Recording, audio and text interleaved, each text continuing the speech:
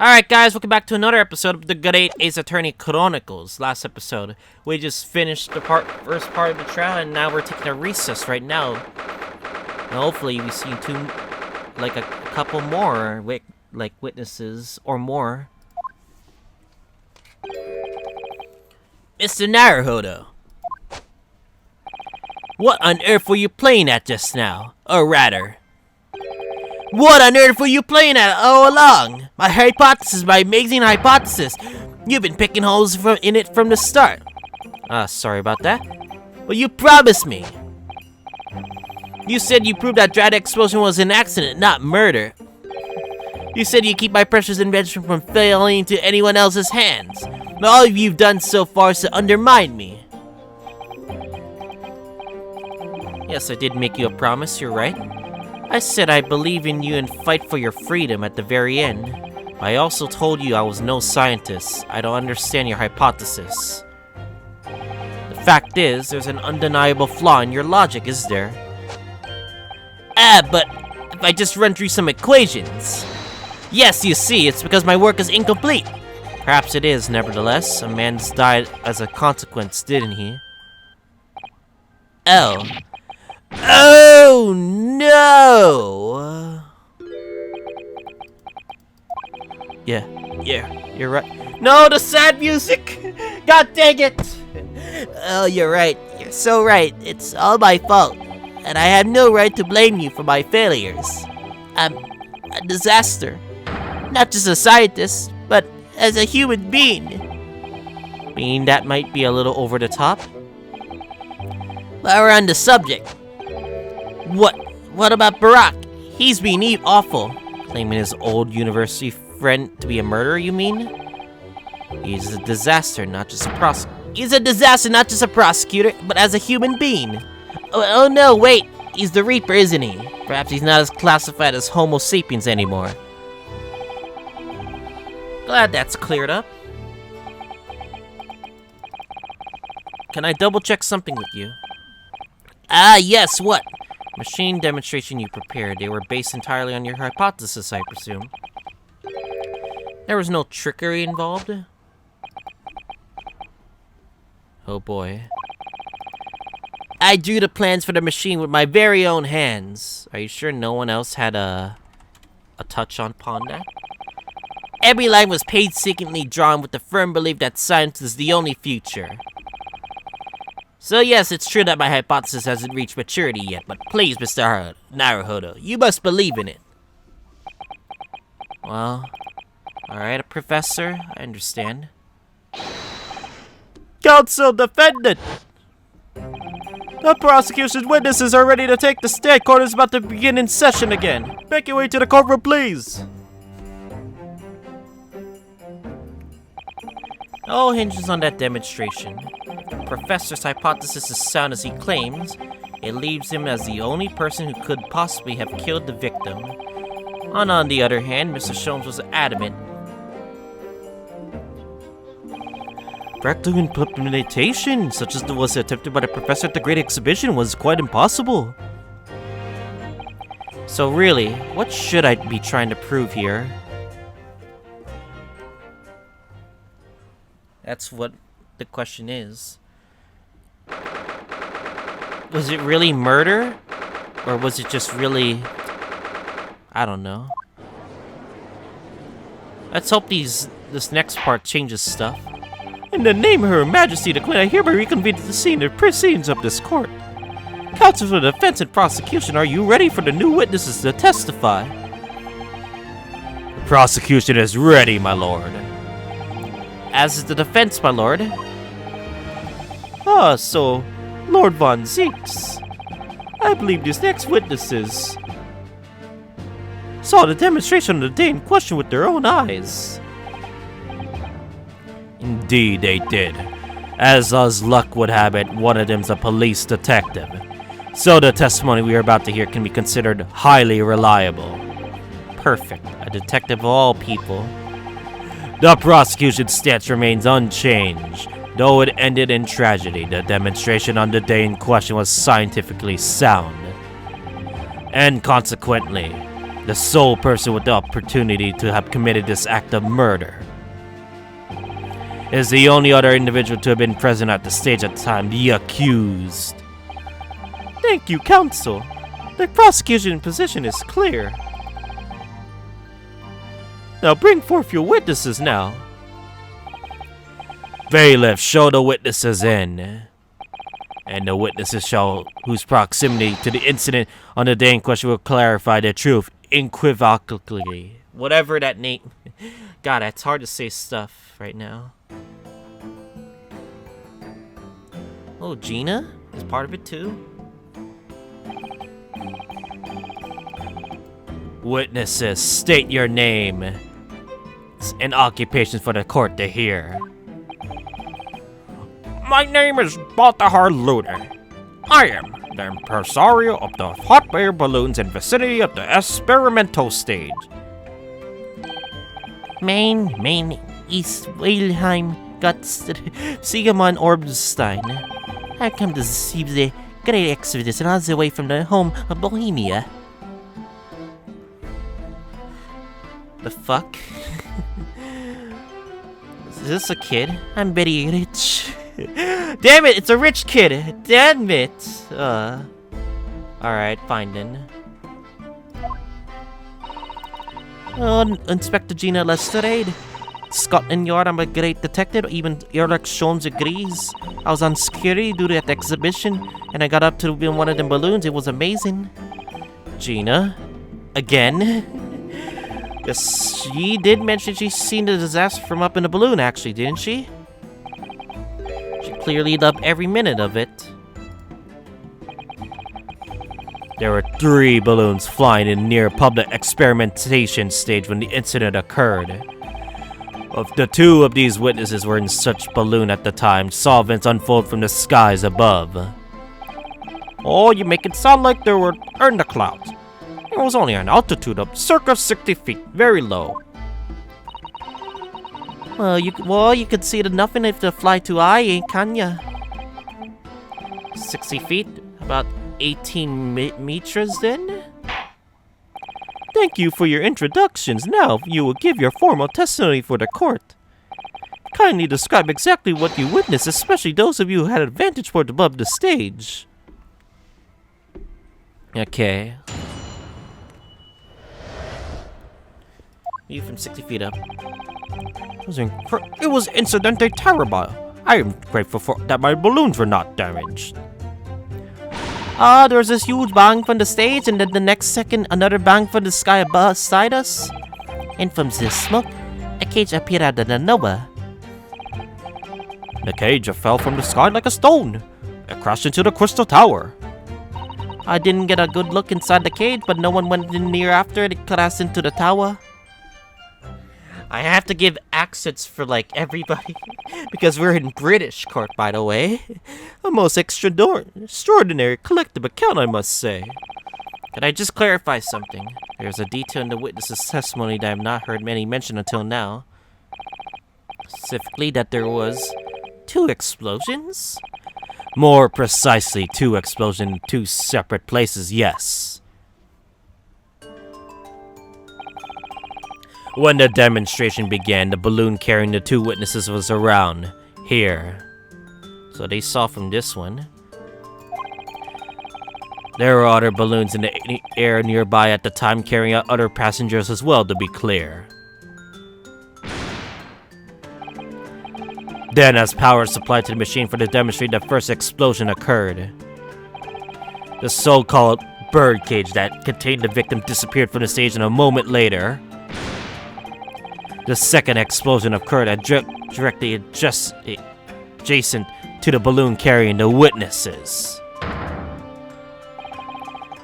The birdcage appeared at the side of the explosion subsequently and then plummeted down into the crystal tower.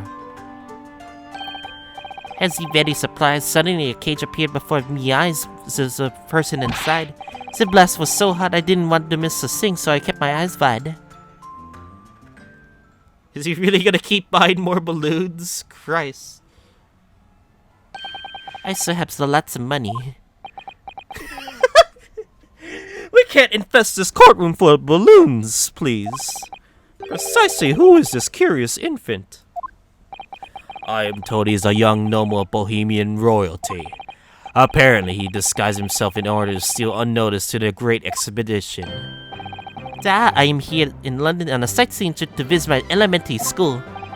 We will have the benefit of a child's point of view in the testimony. Do we really need that? Maybe it'll be useful for once, I don't know. Man, I removed my mask, this is what I look like. Reminds me of Case 2 of the Phoenix Wright game. Oh, I see a delightful face, I'm sure. Yeah, everybody says so. Great disguise, then. The point is that testimony of these witnesses further substantiates the facts for the court. Namely, that despite ending in an explosion, instantaneous kinesis was successfully demonstrated. And furthermore, that until the arrival of the police, no one had approached the Crystal Tower where the victim fell. Therefore, the only accused who was the Mr. Asman on the stage could have possibly committed the murder. Yes, thank you, counsel. The prosecution's views on the matter were quite clear. So, the defense's cross-examination now, please. Order, order! Yes, my lord.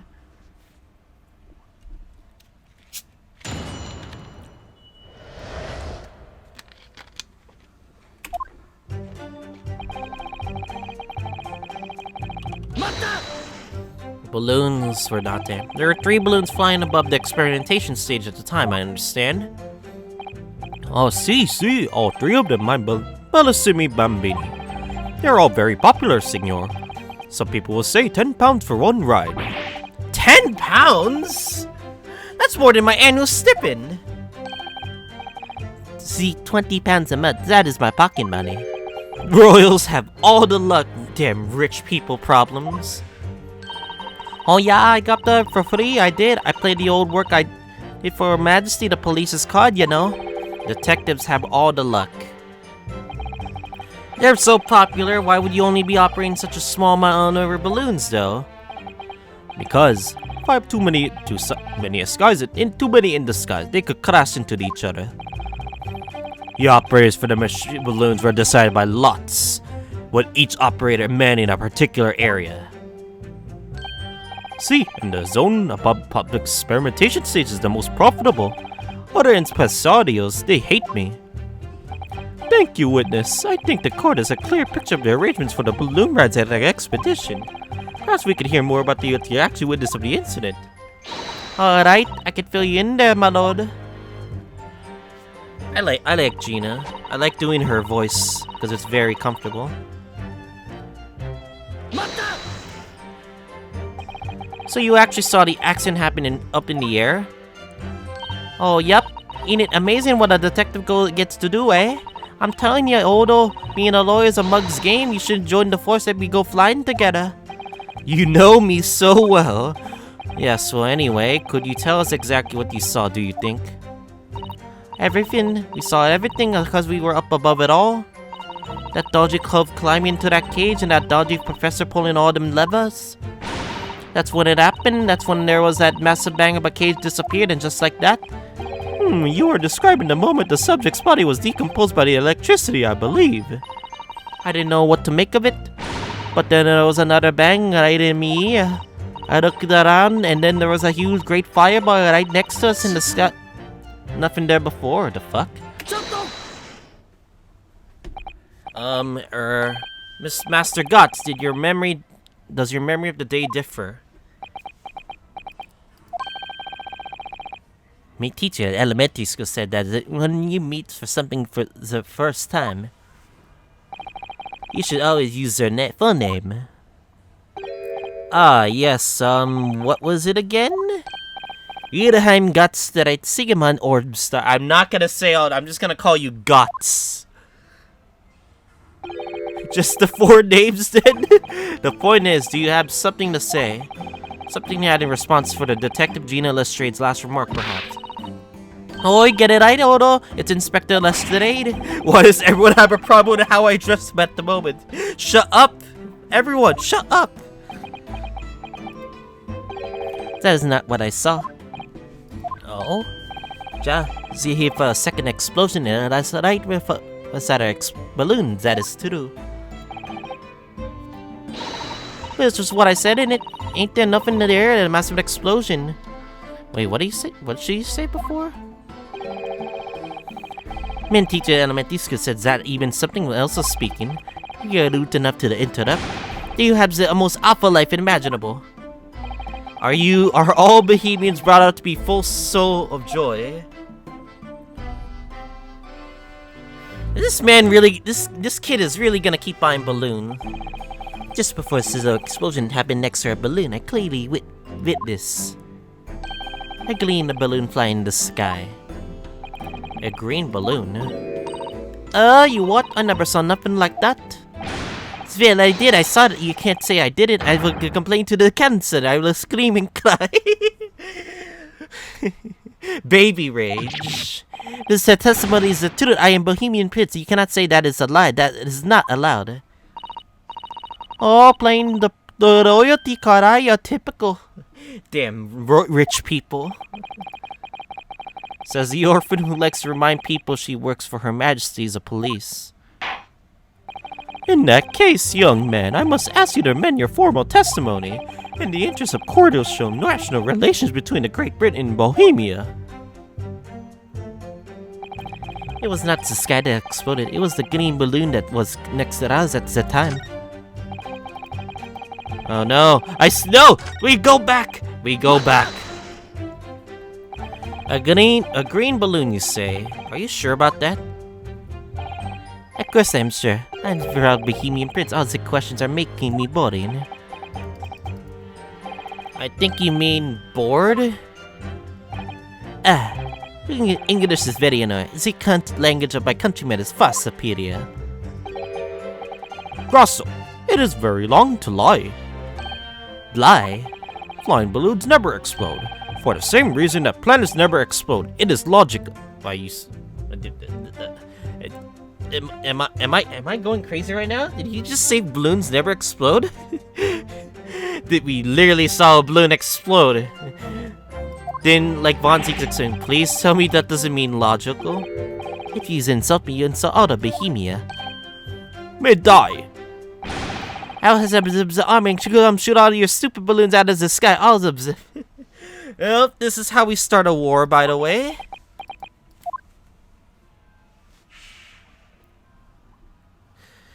Here you are, Your Highness. If only all international incidents were all so easily resolved. Now that peaceful relations have been restored here in this courtroom, perhaps we can return to the testimony. Let there be peace until there be war involved. Did you also see the moment that the cage materialized, Mr. Lune? No, I did not see explosion myself. However,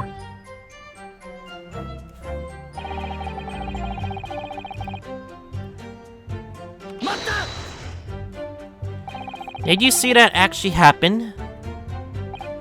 No, in reality, I did not. I saw it after it hit the tower.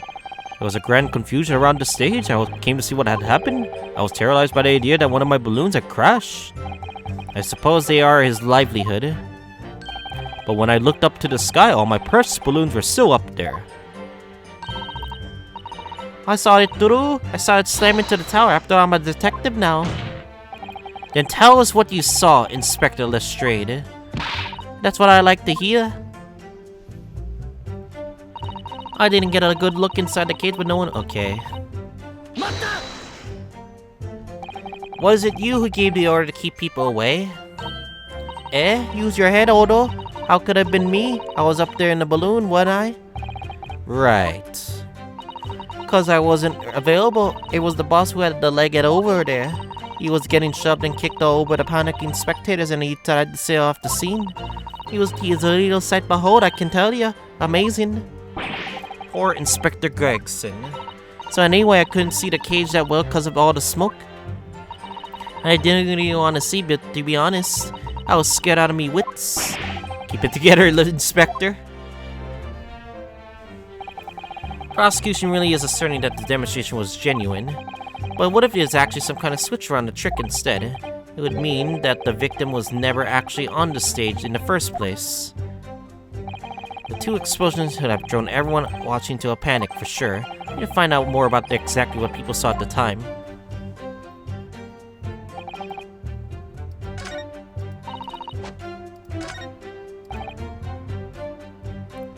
Alright. Should we tell him that this thing was part of it? Yeah, this thing was part of it. This green cloth. So I'm pretty sure it has to be part of the balloon. Nope, never mind. The defense would like to object that last statement, my lord. And I would have overruled your objection, Count. Oh, come on! Oh, come on! The defense would have accepted the penalty given. I'm glad to hear you would have also have to think again,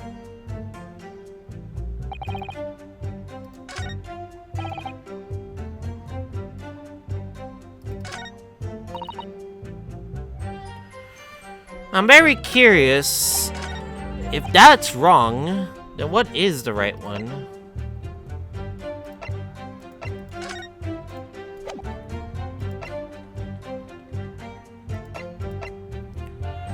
Like if we,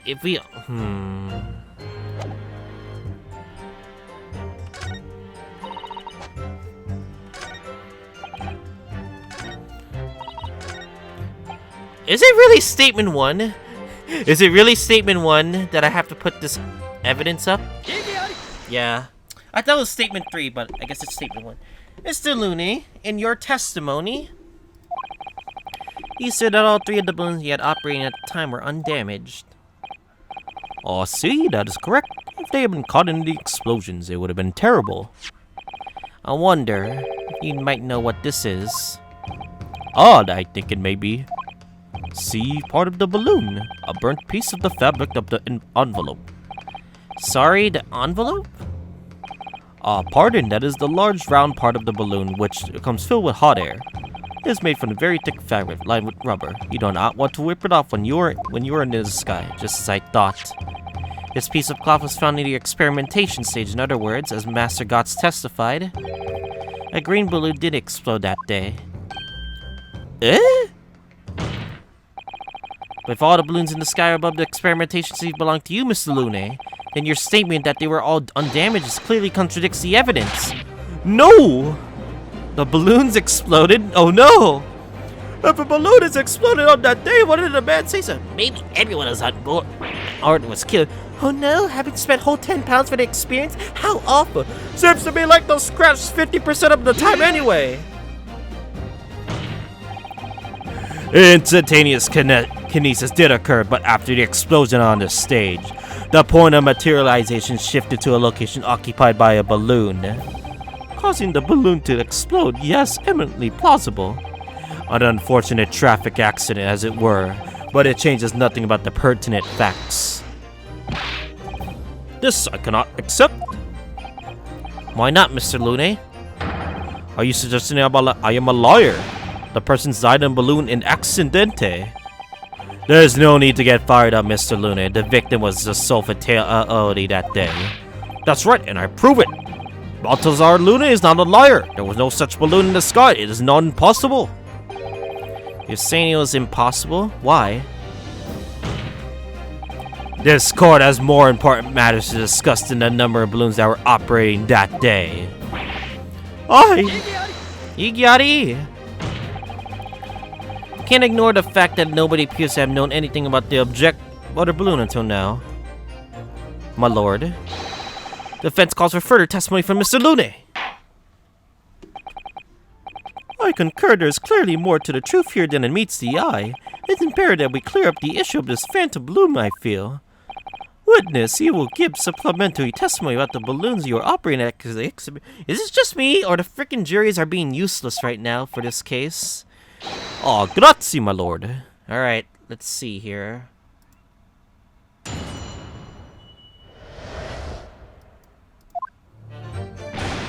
As I said, Balthazar Luna is a liar.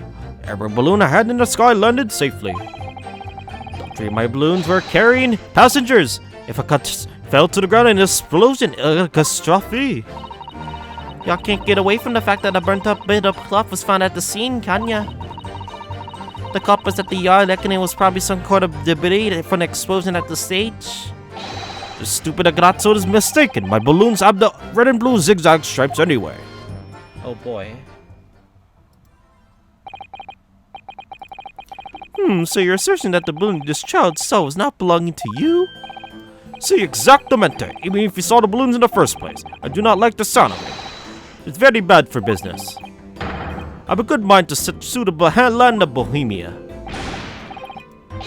If you attack us, we'll fight back. It would be war. It would be out war. Let there be war. Okay. They're all fighting about war. It's so stupid. What happened to all-out war? Mr. Looney doesn't seem to appear to be lying. However, it doesn't change the fact that the testimony evidence are contradictory here. If the defense is unable to find fault in the witness's statements, the court must consider the truth. Thinking long and hard on that, my learned friend. This clearly situation has changed now. I have to get to the bottom of what happened here, no matter what it takes. Oh, counsel. You may cross-examine the witnesses. Alright. Mr. Looney's balloons. As a hint, but our Luna is no liar. Every balloon okay. Press every info that we can. Couldn't just have forgotten one, maybe? Senor. I might have not noticed I was given 100 lentils and 1 missing. But we are talking about 3 enormous balloons. Do you believe that I can make a mistake about something so grand and expensive? I took the liberty of having Inspector Gregson check this gentleman's warehouse. I have the report here. It clearly says a total of 3 balloons. It would appear no mistake has been made then. Surely Mr. Street could have been sent for such a menial task.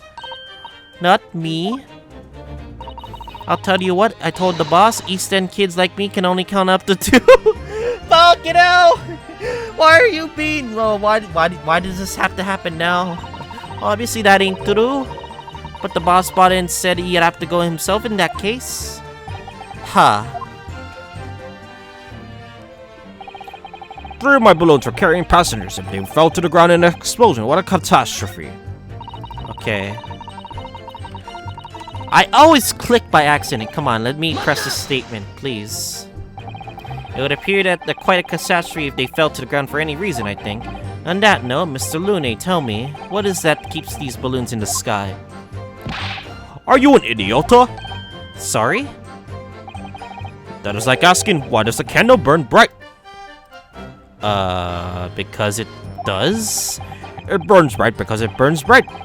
And a balloon flies because it flies. What else?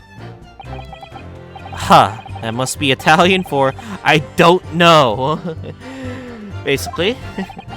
There are 2 types of flying balloons, hot air balloons and gas balloons. Hot air balloons work on the principle of hot air being less dense than the cold air, whereas gas balloons derive their lift by using a gas that is lighter than air.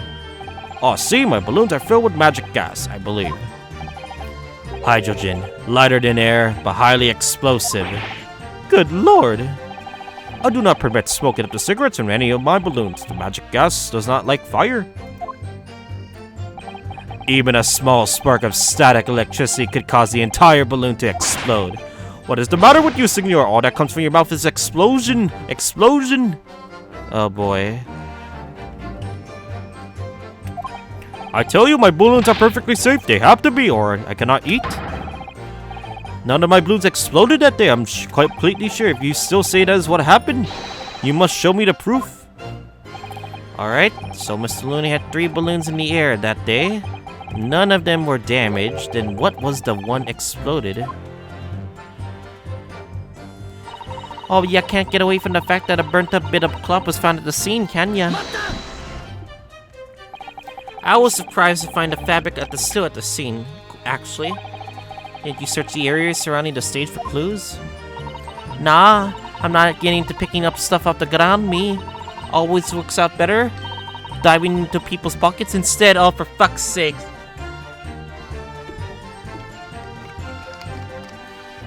You can't be a thief again, Gina.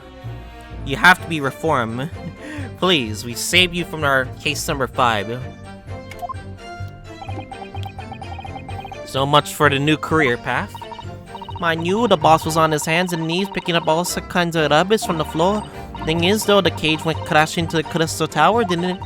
That's where most of the investigating was going. Even so, I would have thought someone from Scotland Yard would have gathered it up as evidence.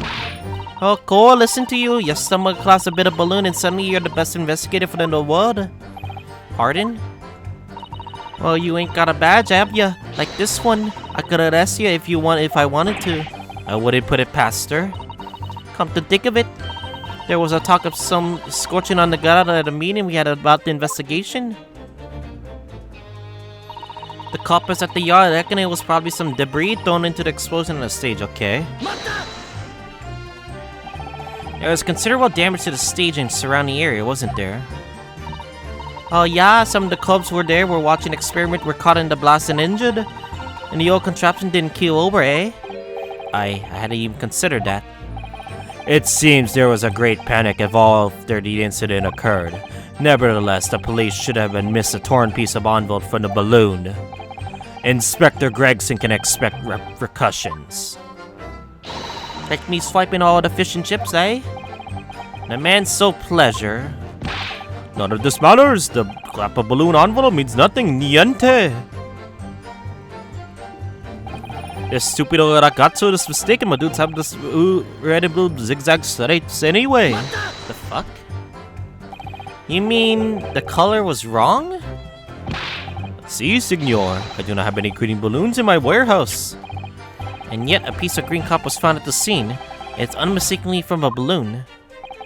Well, I do not know how that can be. For the sake of argument, let's say a green balloon did explode above the stage. You couldn't therefore conclude that it happened the day in question. Why not? There have been recreational balloon flights over Hyde Park operating from before the Great Exhibition. One could have exploded on some earlier date. Unfortunate, as I'm sure you agree. You believe in maybe from some earlier balloon accident predates the exhibition. Si, exactamente. That's the senor said, not one of my balloons. Clearly, so ragazzo from Bohemia is mistaken about what he saw.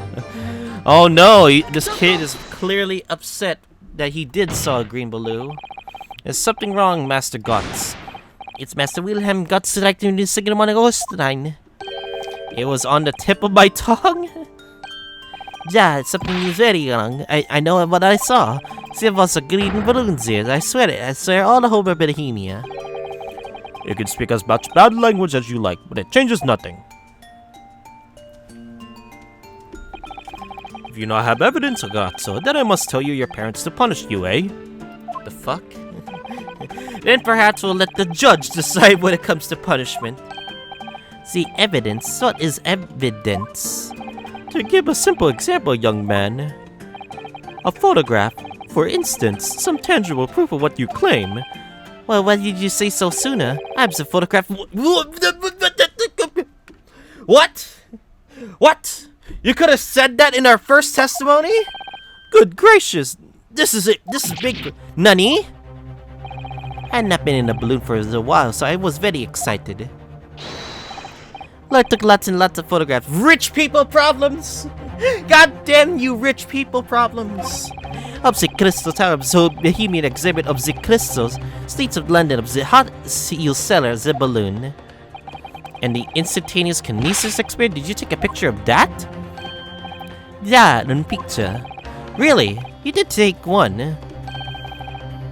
I wasn't was alight on the book. I was not interested in boring experiments. Never mind that. Can you show us the photograph? That could be the key of solving this case right now. Of course, and then you will see. You will see that I'm not lying. See, I did saw a green balloon. Huh?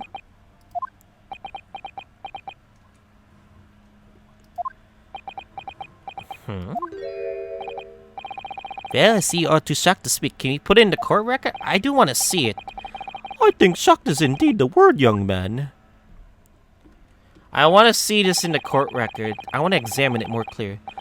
Perhaps he can't see the green balloon from the photograph above. But it's not my fault. It's the fault of the stupid person saying the camera. Rich people problems are gonna blame technology. God damn it.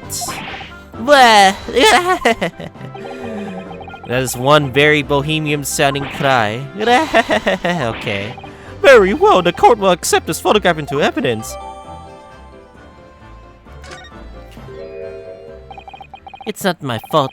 It's the fault of the person who made the camera. Great, the background noise in my... Oh, great. So... Huh?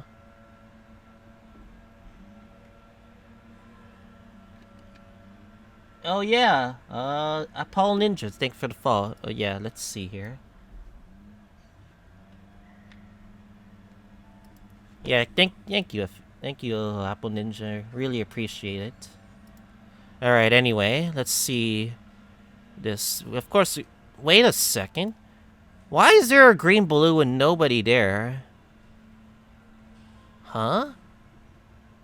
Why is there nobody inside this balloon? Huh, what's this? The fuck? What's this? Inside the smoke, there's a beam of light. Wait a second. No way. No way. If I'm really correct right now, there's no way. Okay. That thing better not be involved. Well, never mind. I'm sure you have plenty of wonderful, superior memories to take home with you. In any case, when exactly did you take this photograph? Well, it was one the day of the big explosion. You don't say. When I pressed the shutter release, there was this very loud bang. And hot eating gushed all over my face. That means this photograph was taken a split second before the explosion occurred. That's some timing, at least. Well, if you ask me, this black and white photograph changes nothing. I cannot give the flying fig. Lovely language you picked up. As I thought, Mr. Lune's testimony does not quite add up. The young bohemian boy claims to have seen another fourth balloon, but Mr. Lune vehemently denies the possibility, and it's hard to imagine the man in charge could be mistaken about the number that were in the air. Still, this inconsistency must tell us something, I'm sure.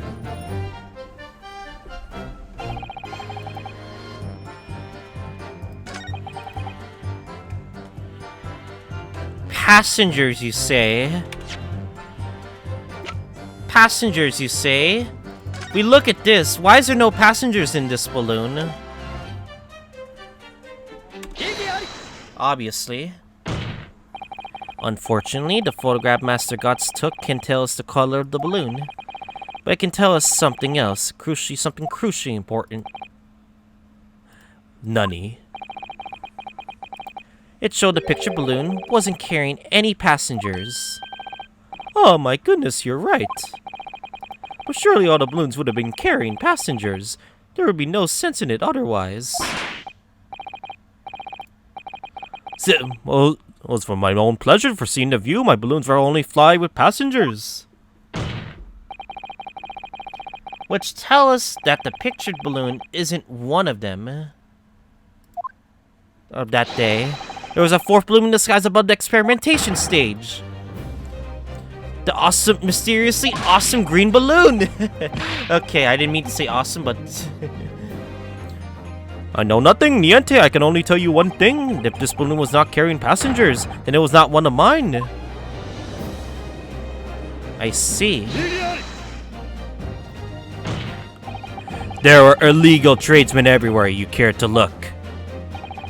Clearly, one such entrepreneur decided to capitalize on the opportunity presented by the Great Expedition and managed to operate a balloon flight on Mr. Lune's patch without him realizing. See, the competition started to steal my profits. I did not notice because of the experimental that went wrong on that stage. This fourth balloon exploded at the very same moment Mr. Asman was beamed from the stage below. Alright, so them scabs fell into the ground later. On after and left them scorch marks. They didn't come after the stage at all. Those bits of the balloon getting down. Because there was no one in it, blah blah. A mysterious fourth balloon carrying no passengers, silently floating over the experimentation stage. This photograph shows us nothing more. A stray balloon carrying no one and operated by some rogue traitor clearly has nothing to do with the case. Or does it? It is relevant and it does elude me, I must say. The court has seen a sufficient evidence and heard ample testimony already. The prosecution calls for this trial to be concluded. The jurors are actually useless. They haven't said shit right now. Really, have we got to the truth yet? No, I can't let this opportunity slip away. The jurors' minds are made up and not in our favor. What else can this photo tell us? There's nothing more we can learn from it? There's more. Ladies and gentlemen of the jury, Nunny, wait. Please don't give your decisions yet. Photograph from Master Gotts may well be hiding one more vital clue. Oh, what's that? Vital clue. I forgot the guy's voice. I'm sorry, guys. I'm sorry. We'll pass the point of mere possibilities. It's time for definitives now. Tell the court. What exactly does this alleged clue in this photograph clue? The balloon's owner. The balloon's color. The cause of the explosion. You can reasonably assume that the pictured balloon was destroyed in the searing heat of the explosion. Jazz, that's right, Jazz. It was not my fault. Evidently. Because the birdcage from the kinesis machine materialized in the sky where it had been flying. And the balloon being filled with flammable hydrogen, instantly explosively ignited. No, that's not what happened. Nunny.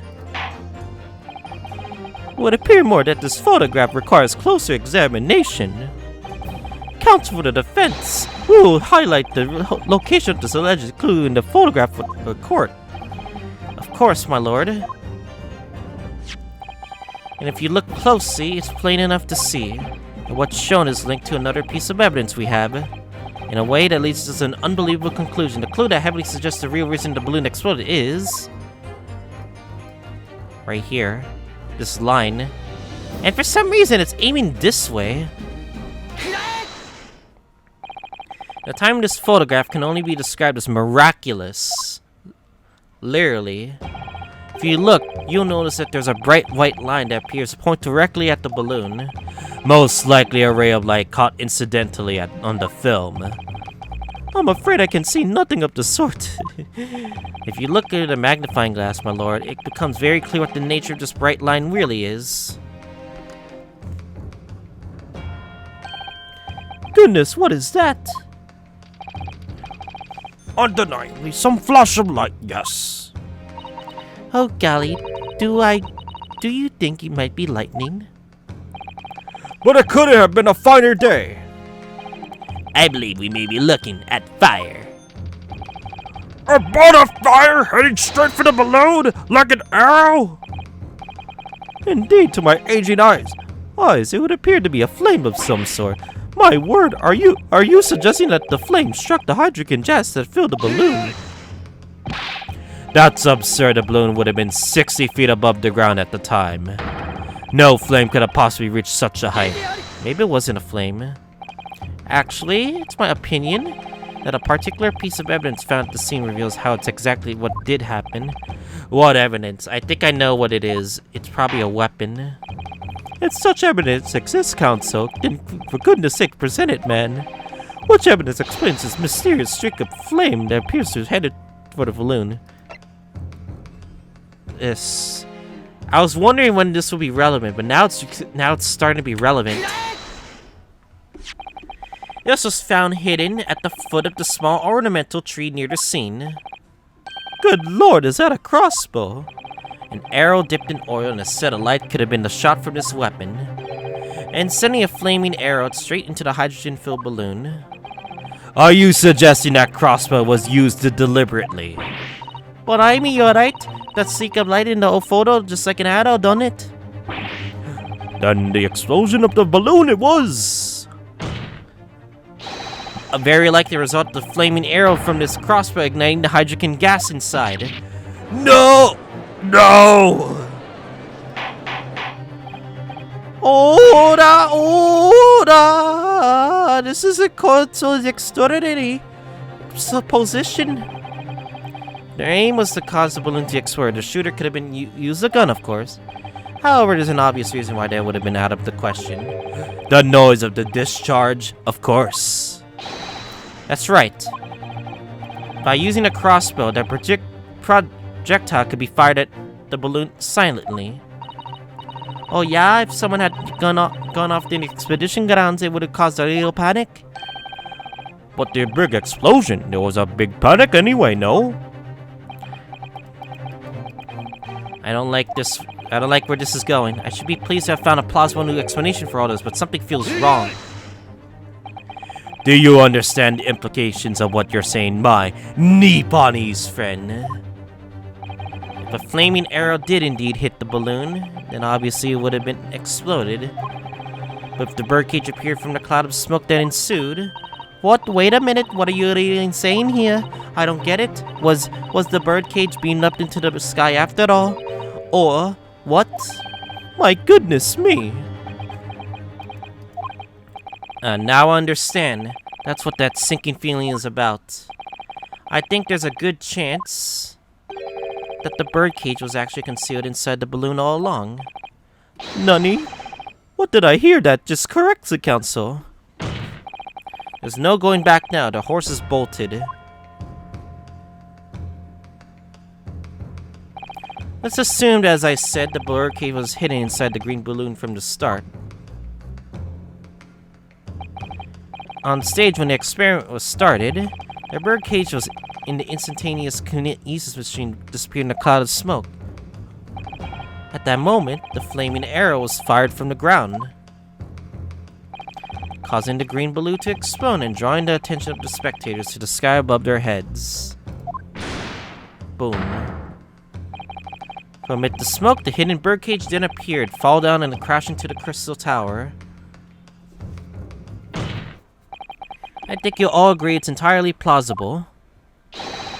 That's what's described as the real truth behind the miraculous experiment carried out that day. This good grief!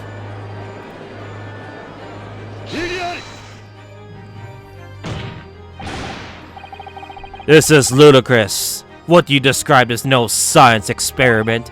It's child's play, a contemptible display of stage magic. Oh, Mr. Schomsenheimer said that experiment was a scientific impossibility, in which case this is the only way to explain what happened that day. But in any case, the victim's body was found inside the birdcage in the crystal tower. If the instantaneous kinesis didn't take place, how do you explain that?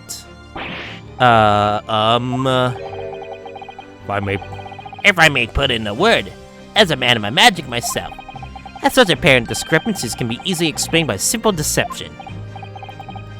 Sure, number 3.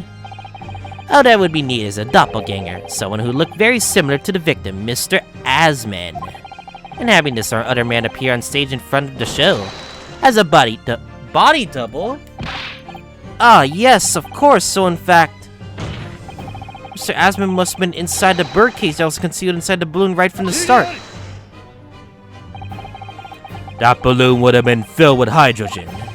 Anything hidden inside it would have been scattered into the four winds when it exploded. No one would have been able to embark on such a risky adventure. Not necessarily. The flow explosion force of the balloon gas would have very much depend on the mixture ratio. Sure, number 4. Flying balloons are rarely filled with hydrogen, but a mixture of other gases such as helium as well. Helium on its own doesn't explode. By controlling the gas mixture ratio, the explosive force can be altered. The mixture ratio? Obviously, the victim's body would have suffered some burns that would be unavoidable, but not to such extent to render the whole obscene charade impossible. So everything that happened can be explained logically and scientifically. The explosion that engulfed the stage at the start of the experiment was no accident. It was all part of an elaborate deception to make it all appear that instantaneous kinesis had occurred. Well, goodness me.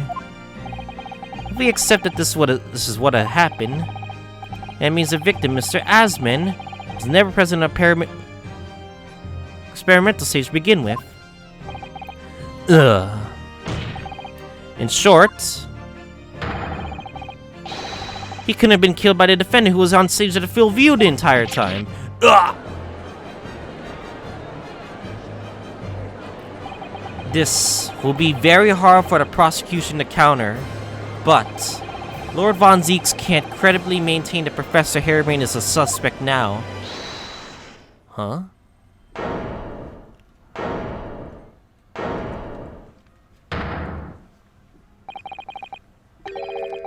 Mr. Naruhodo, I appreciate your efforts.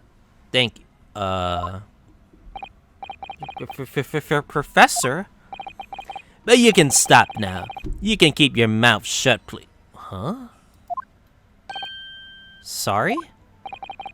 What's all this about Mr. Harebrayne?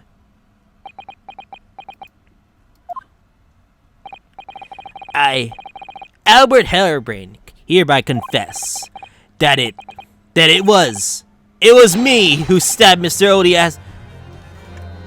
What the hell are you doing? What are you doing? What the fuck? What the fuck is this? Huh? Are you trying to screw the defense right now? Yes, it was me, with my faithful friend and partner, Andrew the Screwdriver. Fuck!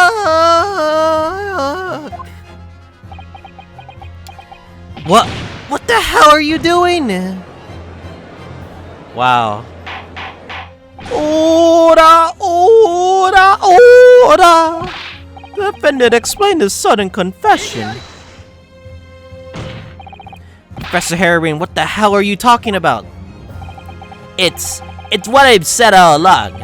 I must protect my hypothesis and my precious machine. You stand there claim for it was all some sort of trick, an elaborate prank? Well, where's your proof? No, you have to examine the machine if you wanted to prove it. Then it would all be over. My beautiful hypothesis would have been laid bare. I mean, the indignity of it all. It's clear that you drew the plans for the experiment, but you didn't actually build it. It's quite conceivable that you were duped, Professor. If you just let me, Barak! Yes. I'll cooperate. I'll do whatever you say. I swear it. So please. Ensure that the special dispensation of scientific equipment is adhered to protect my creation. We can't even defend him anymore. He really cares for his machine.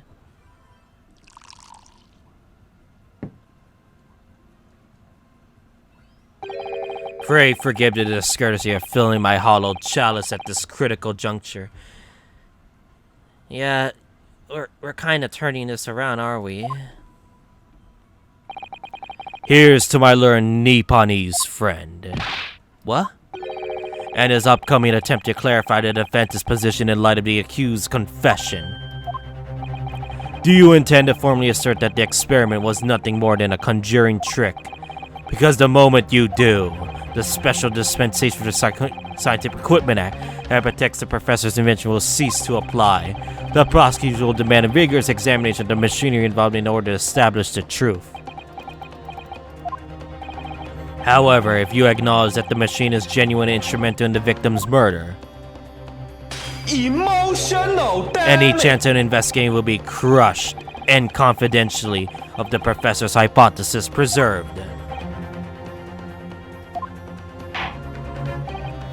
Very well, Counsel. What is the defense's official position on the matter? Professor Harebrayne, my client, actually asked of me was to prove that the explosion on the stage was an accident and protect the secrecy of his hypothesis.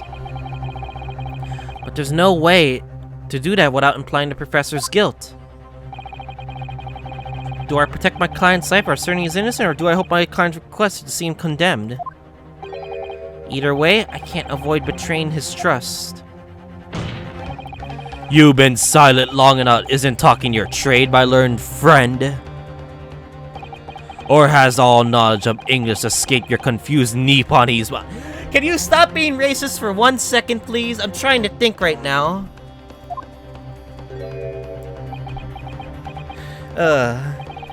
Mr. Naruhodo. There's no escape here. I have to make a choice.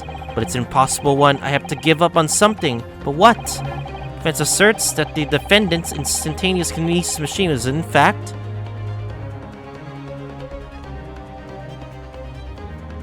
Fuck! Fuck! Is this gonna give me game over? It better not give me a game over. I refuse to let it think it give me a game over. Oh my god. Oh my god. It was a proper conjuring trick indeed.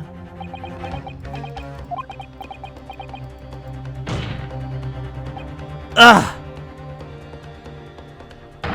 No, I can't say it. My client places faith in me. I can't just let him down. What must I give up on? Is not the question you have to ask yourself here. Is what I can protect. Susato! Yo! Yes, she's... Hello again, Mr. Naruhodo. It's been far too long. Susato-san! Yeah! What the fuck? Ugh! My first Susato takedown in 6 months. There'll be time to talk later, Mr. Naruhodo. For now, you must concentrate on the task at hand. Just working out what I'm not to have to give up, but not what can I protect. Professor Harebrain. Ah, yes! Yesterday you told me that science is the pursuit of the truth. Well, my job is to pursue the truth too. Ah, yes, of course! And personally, I believe that you didn't stab Mr. Asman. I believe you come to realize something yourself too, haven't you? That your experiment and the machine you built with the victim are questionable. The truth behind that is what we both must pursue now. Wah!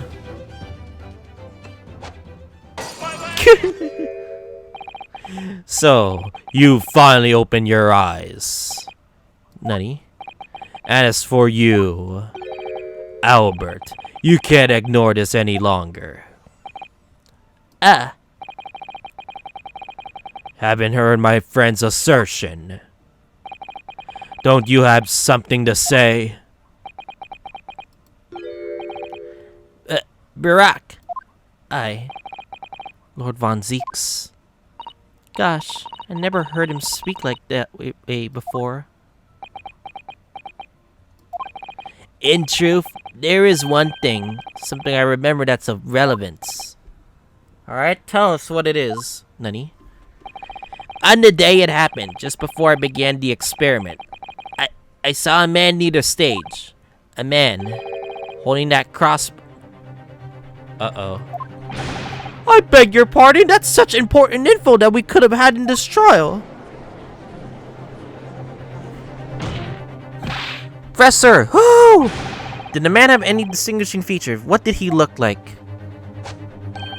Taller than me and thinner than me, with a straight hair, straighter and wider than mine. Let me see, one less lens than mine too. Monocle, rather stylish black monocle. Well, one thing in particular will help me positively identify the man, you see. I know him very well. After all, he's the engineer who built my invention. Nani? He built the machine? That's right, Mr. Asman introduced me to me a year ago. He's a man by the name of Enoch Dreber. Enoch Dreber? Does the name mean something? Members of the jury seem flustered. Not a name any scientist wishes to hear. That man's an abomination. And a name of any conjurer wishes to hear either. Who on earth is he? I'm afraid this isn't the first tale of this nature I've heard in scientific circles in connection with that name. There's all the talk of flamboyant experiments that turned out to be nothing but stage trickery in the end. Obviously, the rascals are after the government's research grant money. When the magicians are in need of money, I have heard them resorting to such underhanded tactics. Some acquaintance of mine would experiment. Of such, I've mentioned an ex-driver name before. Man's both an engineer and a magician, yes. We're dealing with an unparalleled confidence trickster here. That's a Dutch drubber for you.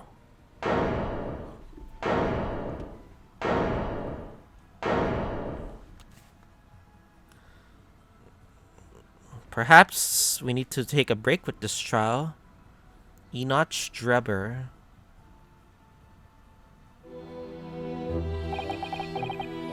So it's true then. My invention, my great machine, it was just a grand illusion. No! Considering what we just heard about Mr. Drebber's character, I'm sorry to say that sounds increasingly likely. They set you up? Even though no one believed it, I wanted to. I wanted to believe that machine would function exactly as my hypothesis had predicted. Which is why you were so opposed to it being investigated, I presume. I knew that the machine was examined in detail. Its construction would give away my hypothesis. Obviously, I didn't want that to happen, but at the same time, I knew that if I was found to be nothing more than a trick, than a work of deception, everything I worked towards, all my research, all my dreams, my whole life would be over. I was terrified at the prospect. So you really had no idea then, did you? Damn. Ready to expose him outright, Sag. About the true nature of the machine that was built. The true nature of Mr. Drebber. I never questioned anything. I didn't want to question it. It's hardly possible that Mr. Asman and Mr. Drebber, they set you up. We're working together to use you as a means of fraudulently acquiring the research grant money. Wow. When I announced my invention to the crowds that day, it was the finest moment of my career. I pulled in all the levers and turned all the dials in exactly the way Drebber had described. But when the smoke suddenly started billowing out, I panicked. I didn't know what was happening.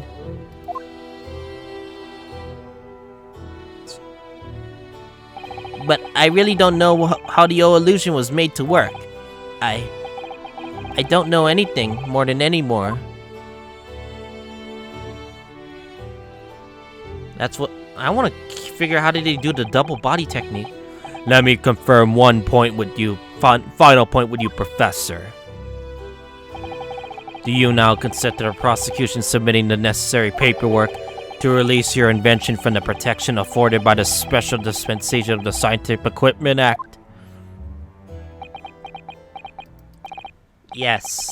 Please, go ahead. I lost everything. I'm very sorry. Oh, it's such sadness. He was really being frauded this whole time. It would appear we have to suspend the proceedings for the remainder of the day now. Enough of that emotional damage just now. Lord Von Zeeks. My lord. The court has newly been aware of another party's involvement in this matter is critical. Yes, Mr. Drebber. Gather info about the man, if possible. I should never like him served with a sopoena. With pleasure, my lord. Now, counsel for the defense. Yes, my lord.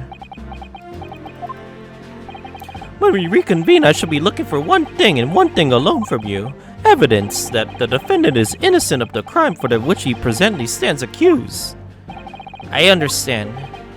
Good, in that case, this court is adjourned until tomorrow's morning. Bro, what a trial. It was all a setup. It was all a setup. It wasn't a real experiment. It was just a damn setup. Damn.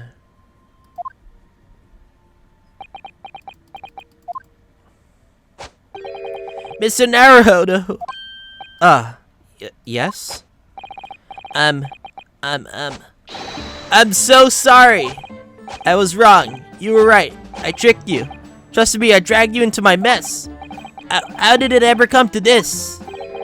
I'm so sorry. Okay. Did you really have no idea, Professor, about what Mr. Drebel was really up to? I mean, about what he was really constructing? Naturally. That machine was the embodiment of my hypothesis and all my hopes and dreams. I had complete faith in it. Alright, in that case, I won't say more. Now, sadly, murder accusations against you still stands, so we must do as much investigation as we can before the trial resumes tomorrow. What is it? Thank you for doing so much for me.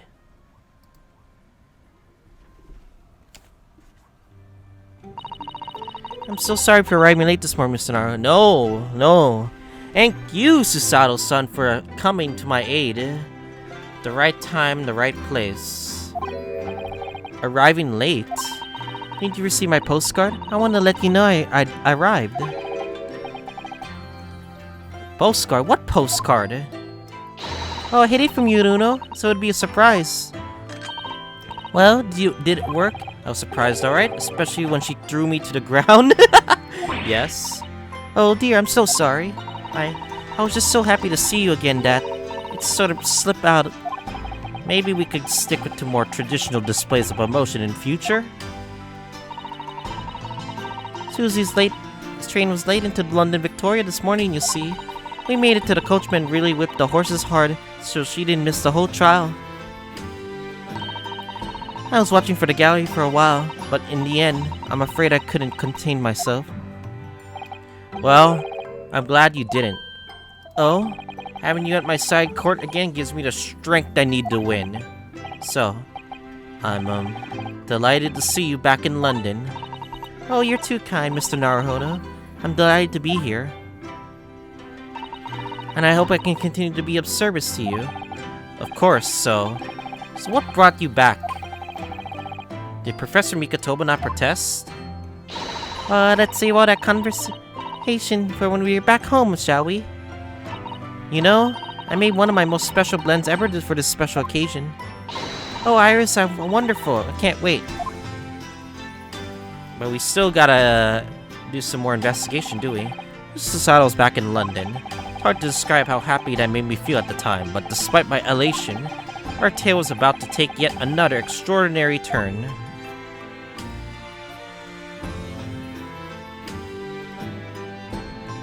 Well, that was a very, very long episode of the Great Ace Attorney Chronicles. So yeah, a very interesting long trial that lasted an hour, 8 minutes so far. So yeah, next time on the Great Ace Attorney Chronicles, we are gonna be doing another part of the investigation. I hope it's not too long, but I want to get back to the trial to do some more stuff. So I guess I'll see you guys all next time.